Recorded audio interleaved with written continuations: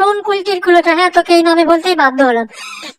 তোকে নিয়ে আমি কোনো রকম কোনো বাজে মন্তব্য করিনি কোনোদিন, তুই সেটা নিজেই স্বীকার করেছিস। আর আমার টাইপের প্রবলেম হয়েছে তা নিয়ে এত তোমার লাফানোর কোনো দরকার নেই, বুঝলি তো?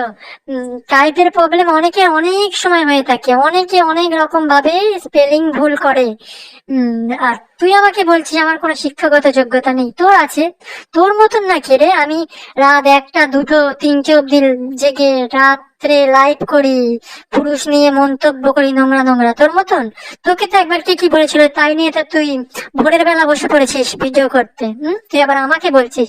শোন, তোর ফালতু টাইম আছে, আমার ফালতু টাইম নেই, সেই টাইমটা আমি আমার নিজের মেয়েকে দিই।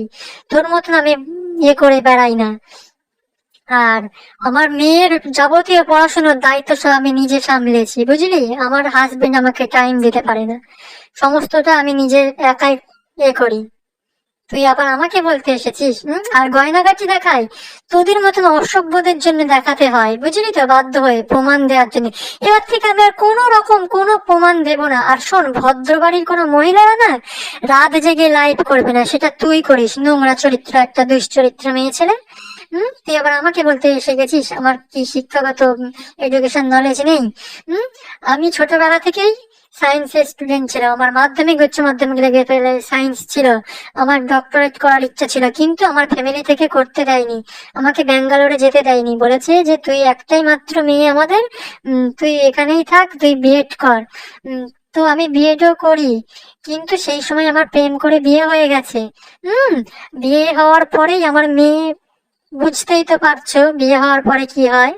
এবার আমার মেয়ে পেটে, সেই অবস্থায় আমি এক্সাম দিয়েছি, কিন্তু ফাইনাল ইয়ারের বিএড এর এক্সাম আমি দিতে পারিনি, আমি ব্যর্থ হয়েছি।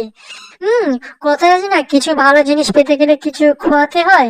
আর নারী আটকায় তার স্বামী সন্তানের উপর, আমিও আটকে পড়েছি, আমিও ত্যাগ দিয়েছি সবকিছু, কিন্তু আমি আমার যেটা আমি স্বপ্ন পূরণ করতে পারিনি সেইটা আমি আমার নিজের মেয়ের মধ্যে দিয়ে প্রমাণ করব, বুঝলি তো? আমার মেয়ের মধ্যে দিয়ে সেটা আমি তৈরি করব, আমার ইচ্ছা পূরণ করব। তোর এই জ্ঞানের না আমাকে দিতে আসবি না, তোর থেকে যথেষ্ট আমার এডুকেশন নলেজ আছে, যত সব ফালতু মহিলা। আর শোন, আমি যে স্পেলিংটা ভুল লিখেছি কমিউনিটি পোস্টে, তাহলে তো আমি ওইটা চেঞ্জ করে নিতে পারতাম। এসডি তো আমাকে নিয়ে ভিডিওটা করেছে, কিন্তু আমি এসডির ভিডিওটা দেখিনি, আমি সকালে দেখেছি, কারণ আমি ব্যস্ত ছিলাম। তোদের এইটুকুও ধ্যান ধারণা নেই না, বসে পড়ছিস ভিডিও করতে। হুম তোদের এইটুকুও বোধ বুদ্ধি নেই, তাহলে তো আমি চেঞ্জ করে দিতে পারতাম।